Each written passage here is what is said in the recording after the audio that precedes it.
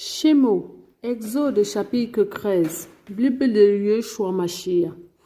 Et Yahweh parlait à Moshe et dit, consacre-moi tout premier-né qui ouvre la matrice parmi les fils d'Israël, tant des humains que des bêtes qui m'appartiennent, ils m'appartiennent.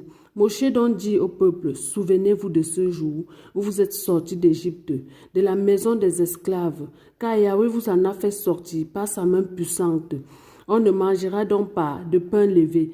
Vous sortez aujourd'hui dans le mois où les épis mûrissent. Quand donc Yahweh t'aura introduit dans le pays des Cananéens, des Étiennes, des Amoréens, des Éviennes et des Yébouséens, qu'il a juré à tes pères de te donner, et qui est un pays où coule le lait et le miel, alors tu feras ce service durant ce mois. Pendant 7 jours, tu mangeras des pains sans levain, et le 7e jour, il y aura une fête à Yahweh. On mangera durant 7 jours des pains sans levain. On ne verra pas de pain levé chez toi, et l'on ne verra pas de levain chez toi dans toutes tes concrets. Et ce jour-là, tu expliqueras ces choses à tes enfants en disant, c'est à cause de ce que Yahweh a fait pour moi lorsque je suis sorti d'Égypte. Et ce serait pour toi un signe sur ta main et comme un rappel entre tes yeux, afin que la Torah de Yahweh soit dans ta bouche. Car Yahweh t'a fait sortir d'Égypte par sa main puissante. Tu observeras cette ordonnance au temps fixé d'année en année. Et quand Yahweh t'aura introduit dans le pays des Cananéens, selon qu'il a juré à toi et à tes pères, et qu'il te l'aura donné, tu consacreras à Yahweh tout premier-né qui ouvre la matrice, même tout premier-né des animaux que tu auras. Les mâles appartiendront à Yahweh, et tu rachèteras avec un agneau ou un chevreuil tout premier-né de l'annexe. Et si tu ne le rachètes pas, tu lui briseras la nuque.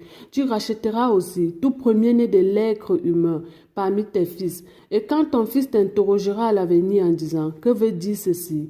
Alors tu lui diras, c'est par la force de sa main que Yahweh nous a fait sortir d'Égypte, de la maison des esclaves. Il est arrivé que Pharaon s'obstinait à ne pas nous laisser partir. Alors Yahweh a tué tous les premiers-nés dans le pays d'Égypte, depuis les premiers-nés des humains jusqu'aux premiers-nés des bêtes.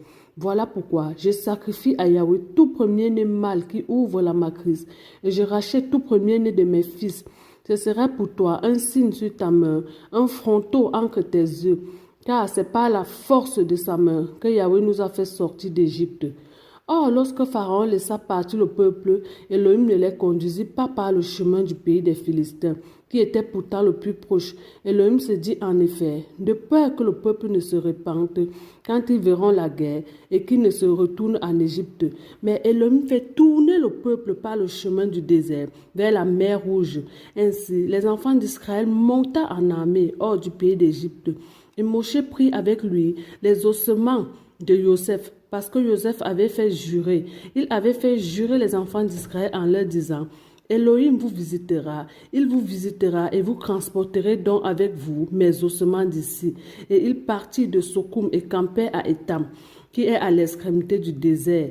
Et Yahweh marchait devant eux le jour dans une colonne de nuée pour les conduire par le chemin, et la nuit par une colonne de feu pour les éclairer, afin qu'ils marchent jour et nuit. Et il ne retira pas la colonne de nuée le jour, ni la colonne de feu la nuit devant le